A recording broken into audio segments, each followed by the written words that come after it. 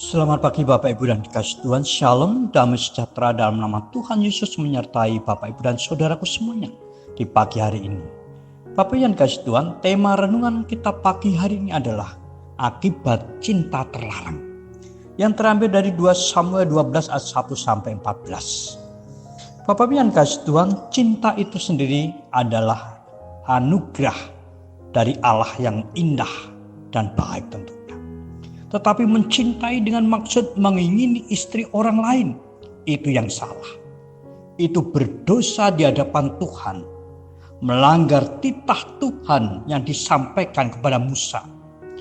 Janganlah mengingini rumah sesamamu, jangan mengingini istrinya atau hambanya laki-laki atau hambanya perempuan, lembunya atau keledainya, atau apapun yang dipunyai sesamamu. Keluaran 20 ayat 17 saudara.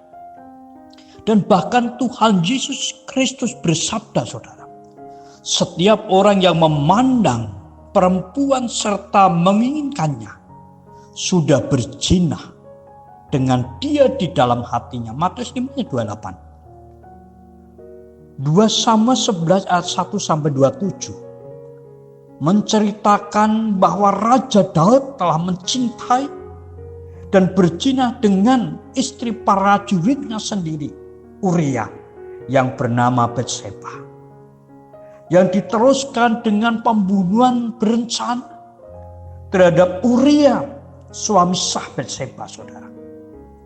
Oleh karena itu, tindakan tersebut jahat di mata Tuhan. Dan di sini di dalam 2 Samuel 12 ayat 1 sampai 14, Nabi Nathan diperintah Allah untuk menyadarkan, untuk mengingatkan Daud atas perbuatan yang sah dan keji di mata Tuhan. Sekalipun Daud adalah seorang hamba Tuhan yang sangat dikasihi Tuhan dan telah menerima kebaikan-kebaikan Tuhan yang begitu luar biasa. Cinta terlarang yang dilakukan Daud terhadap Batseba yang disertai dengan pembunuhan keji terhadap Uria suami sahnya dan mengambil istrinya adalah perbuatan yang menghina Tuhan, saudara. Atas perbuatannya tersebut maka Tuhan mendatangkan hukuman atasnya. Akibat cinta terlarang Daud, maka pedang tidak akan menyingkir dari keturunan Daud untuk selama-lamanya. Ayat 10 saudara. Dan betul saudaraku yang dikasihi Tuhan, apa yang dikatakan oleh Nabi Nathan. Korban yang pertama adalah Amnon yang dibunuh oleh Absalom. Bahkan Daud sendiri hingga dikejar-kejar oleh anaknya sendiri Absalom yang hendak membunuhnya. Perebutan kekuasaan demi kekuasaan, pembunuhan terus terjadi sepanjang sejarah Israel dan Yehuda, saudara. Yang kedua saudaraku yang dikasihi Tuhan, akibat dari cinta terlarang yang dilakukan oleh Daud adalah malapetaka akan datang dari keluarga Daud sendiri. Ayat 11. Hanya beberapa saja raja-raja Israel dan Yehuda yang adalah keturunan Daud yang tetap setia pada Tuhan dan menjadi berkat bagi Israel dan Yehuda.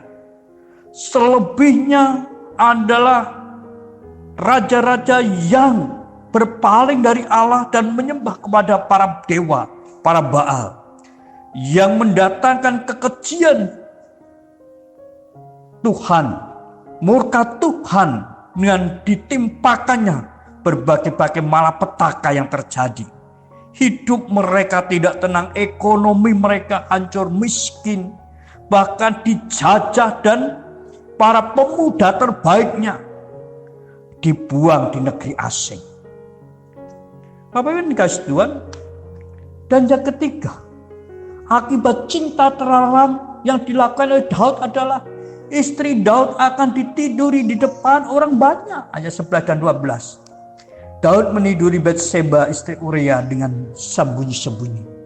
Tetapi istri Daud akan dituduri orang dengan terus terang. Maka dibentangkanlah kemah bagi Absalom di atas Sotoh.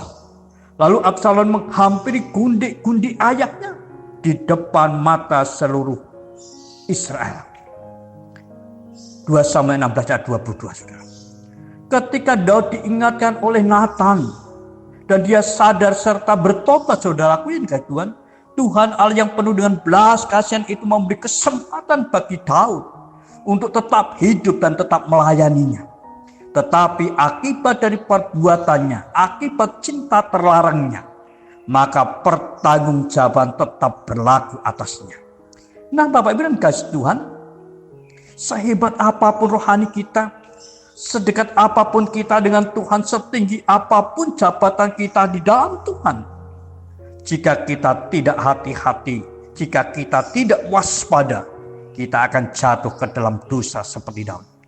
Dan pernah ada yang berkata dalam kesombongan rohaninya, saya tidak mungkin jatuh dosa dalam cinta terlarang seperti Daud.